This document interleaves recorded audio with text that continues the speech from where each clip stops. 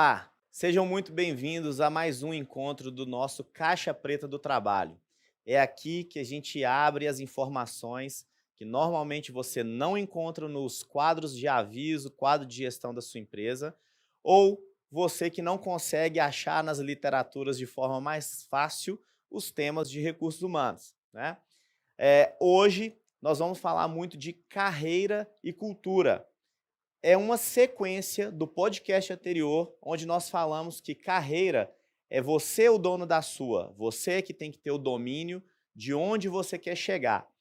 E, basicamente, o que nós vamos conversar hoje é sobre organograma. O organograma vai te dar todos os fundamentos de como trilhar a sua trajetória profissional, é a sua trilha de carreira. Então, antes de começarmos, deixa eu só me reapresentar novamente.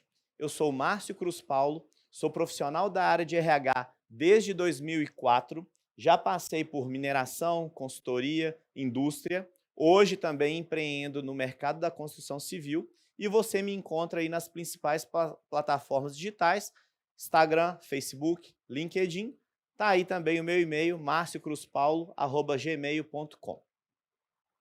Voltando então aqui para esse desenho, para essa estrutura organizacional chamada aí de organograma, você que quer saber para onde vai, aonde que eu estou, onde que eu vou, é muito importante na empresa que você atua ou aonde você vai trabalhar, conhecer qual que é esse desenho da arquitetura organizacional.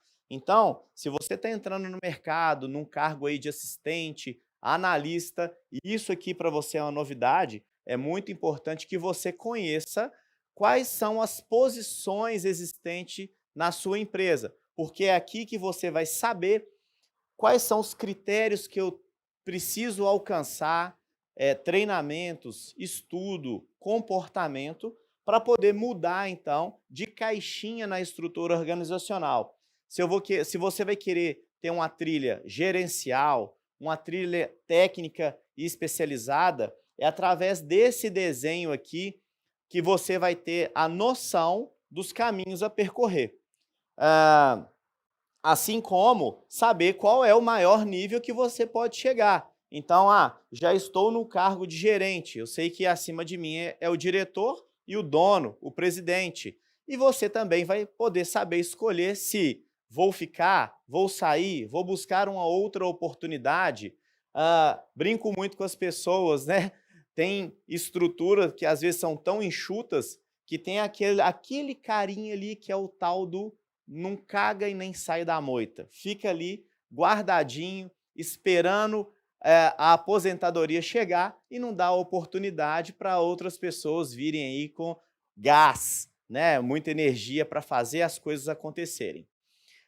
Toda empresa, ela tem esse mesmo desenho aqui. Então, se é uma empresa de 10, de 1.000, de 10.000 pessoas, toda empresa tem aí a sua pirâmide organizacional. Essa estruturinha aqui que vai estar fatiada em cargos do nível operacional, tático ou estratégico.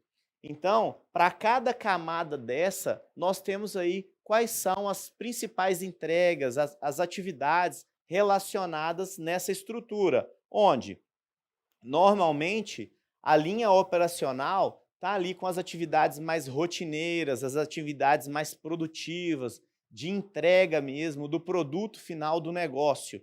Assim como o nível tático, você já pega os cargos como os analistas, os supervisores, os coordenadores, são as cabeças que estão ali já mais pensando nos processos de como a coisa vai acontecer no nível operacional. Assim como também o nível estratégico estão nas atividades de crescimento. É aqui que o dono, o CEO, os gerentes da alta liderança vão desenhar as estratégias do negócio. Vamos crescer, vamos diminuir, comprar novas empresas, ampliar a linha de segmento e negócios. Então, toda empresa tem a sua camadinha aqui dessa pirâmide, assim como, se você é um empreendedor e está escutando essa minha fala, fala assim, meu Deus, eu não tenho essa estrutura não. É muito comum o empreendedor passar um tempo aqui nas atividades de funcionamento, que é a atividade mesmo braçal, a atividade de fazer a coisa acontecer. Então, calma, mas você precisa de sair dessa caixinha. Se você é empreendedor e está começando um negócio, é muito comum você passar aqui por um momento de ser o investidor, o idealizador e também o fazedor. Mas com o decorrer do tempo, você vai conseguir estruturar melhor o seu negócio para que você pense estratégias de sustentação e prosperidade do negócio aí, tá? Voltando ali no nosso organograma, na nossa estrutura organizacional, se tem uma coisa que é muito importante ser desenhada e construída como base do negócio, é cultura organizacional. Quando você vai ao mercado ou vai nas suas fontes de estudo, você vê aí cultura organizacional com aquele conceito de valores, comportamentos, rituais, né? Então, cultura é, de fato, o jeitão de como as coisas acontecem dentro da empresa. Não existe fórmula de bolo. Cada empresa tem a sua cultura organizacional.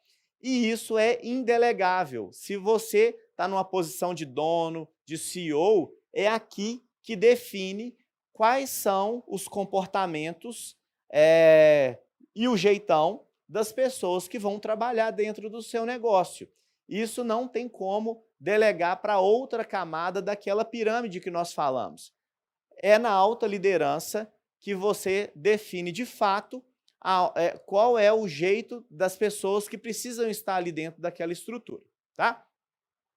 E aí, em cultura organizacional, vou trazer aqui qual que é o papel da área de RH nesse tema. E você continua achando que RH só está aqui para fazer folha de pagamento, demitir as pessoas ou contratar as pessoas e fica com frio na barriga quando escuta aquela frasezinha, passa lá no RH. Esquece isso. RH tem muito mais atividades importantes do que folha de pagamento ou admitir e demitir. Que, na verdade, uma boa estrutura organizacional, quem demite é o gestor, não é a área de RH. RH é só processual nesse tema, tá?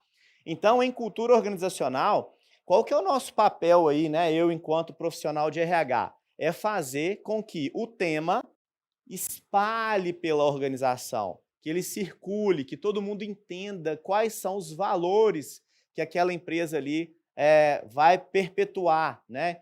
Se você não entendeu ainda quando eu estou falando de valores, né, que não tem nada a ver com as questões monetárias, esse é um ambiente que as pessoas são amigáveis, têm transparência na informação, pensam coisas novas, são empreendedoras, né? São comportamentos que você espera que todos tenham para que caminhem para o mesmo negócio.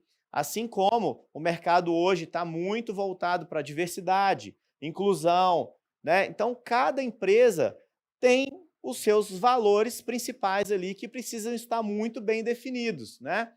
É uma empresa de produção e o nosso foco é número, resultado. Outras, sim, foco em resultado, mas não quero deixar um estrago pelo caminho. Como que isso vai acontecer?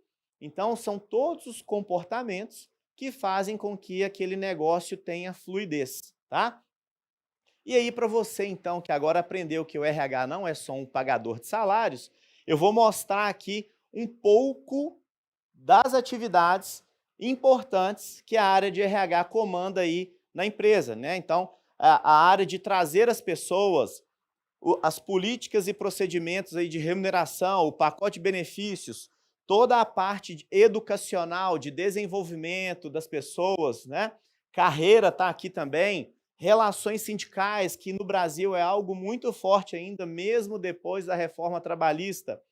Os orçamentos, indicadores de RH, como que eu trago aqui os números dos custos de folha de pagamento, que é algo muito importante no negócio. Normalmente, folha de pagamento é um dos principais custos de qualquer negócio. E aí, sim, a parte braçal da coisa, que é fazer o pagamento de salários dos empregados. Em várias empresas, a estrutura de RH é muito maior. Aqui eu estou dando um breve exemplo de quais são as atividades que a área de RH atua aí nos grandes negócios, tá? Às vezes, se a empresa é menor, é uma pessoa que faz isso tudo. Se a empresa é maior, isso aqui está fracionado aí no que a gente chama aí nos subsistemas de RH, né? As pequenas áreas dentro de um complexo aí da área de gente, da área de RH, de gestão de pessoas. Cada empresa também tem o seu nome, tá?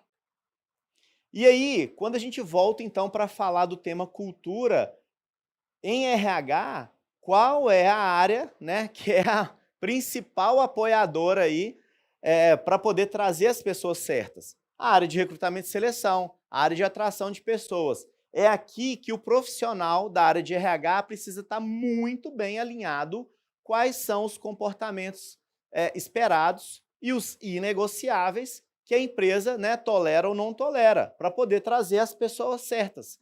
Porque se errar na contratação das pessoas, não vai ter dinheiro no mercado que a área de desenvolvimento vai gastar para poder colocar aquela pessoa ali alinhadinha com o que eu espero, tá? Então, trazer as pessoas certas, colocando no lugar certo, para que a área de treinamento e desenvolvimento faça o seu trabalho realmente de desenvolvimento, de desenvolver principalmente as questões técnicas das pessoas, né? Ah, eu trouxe um profissional que é de um outro segmento, eu preciso de formá-lo no meu segmento de atuação e não gastar tanto tempo, esforço e energia para tentar mudar comportamento das pessoas. Normalmente isso é muito difícil, principalmente se tem aspectos que já estão na raiz da pessoa, tá? Então, uma frase importante aí para a turma do recrutamento junto com os gestores quando abrem vagas, né? Errou na seleção, vai ter problema na gestão. Isso aqui é emblemático, né? Se errar na hora de trazer as pessoas, você vai ficar ali, é o famoso murro em ponta de faca. Vai tentar gastar tempo com a pessoa ali para poder ajustar aquele comportamento e não vai alcançar até que essa vaga vai ser aberta novamente. Dentro de uma analogia aí de cultura, então, se a gente pensar que a nossa empresa é uma estrutura robusta, forte, cultura ela está na base. Se empresas são feitas de pessoas, são as pessoas que rodam o negócio, principalmente aqui no Brasil, que a gente ainda não está numa estrutura tão ainda automatizada ou robotizada. As empresas aqui dependem muito de gente para poder fazer as coisas acontecer. Então, cultura ela é a base para que o negócio tenha escala.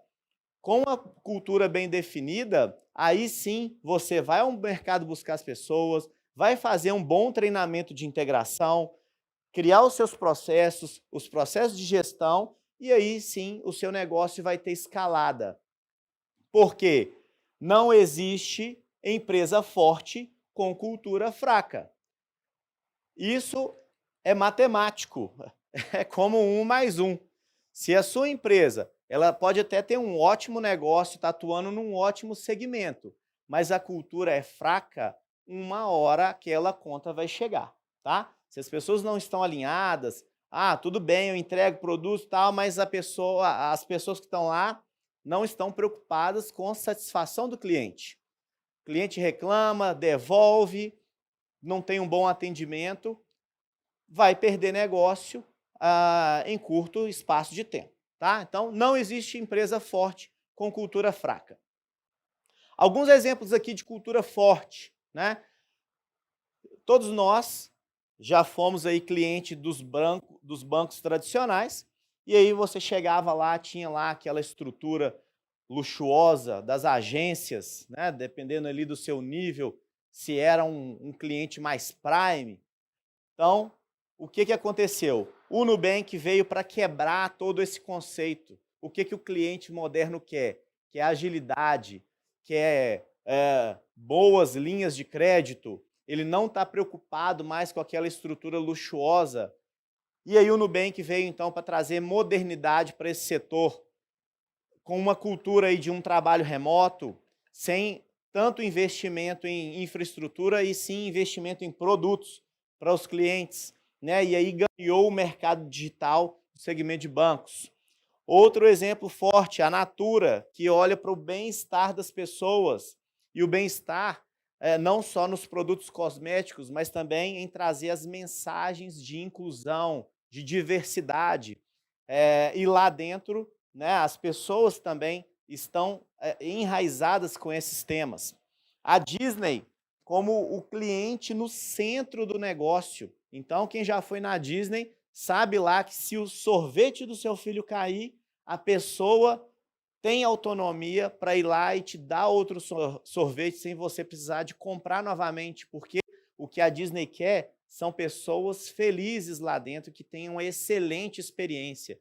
Então, se o seu funcionário ali, né, os funcionários da Disney estão super alinhados ao propósito, vão fazer com que aquela engrenagem gire ali fluidamente, né? Então, é muito importante que todos nós tenhamos em mente que a cultura é o gerente invisível que atua quando o gestor não está.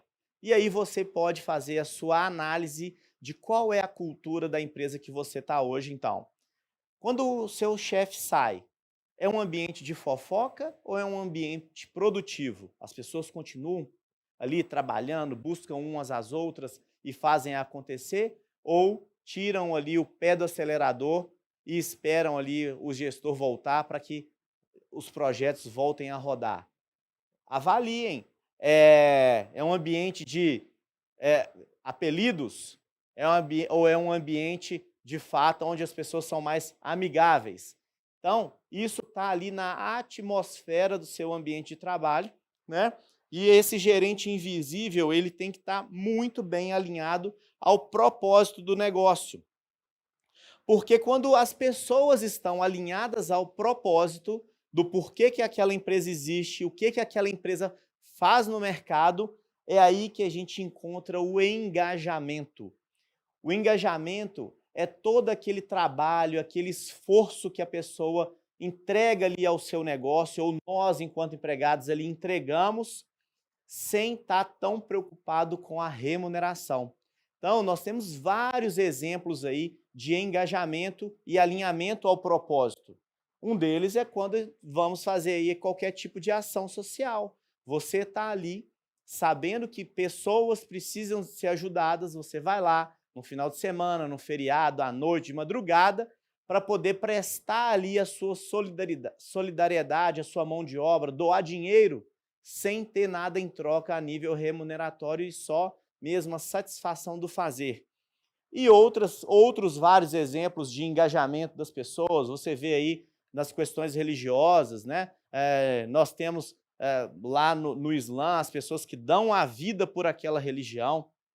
Tem um case muito legal, que é um case de um hospital de São Paulo, onde uma paciente estava ali na maca, e aí entra, então, uma pessoa uniformizada e numa conversa ali, a paciente pergunta, qual que é a sua atividade aqui? Ela falou assim, eu salvo vidas.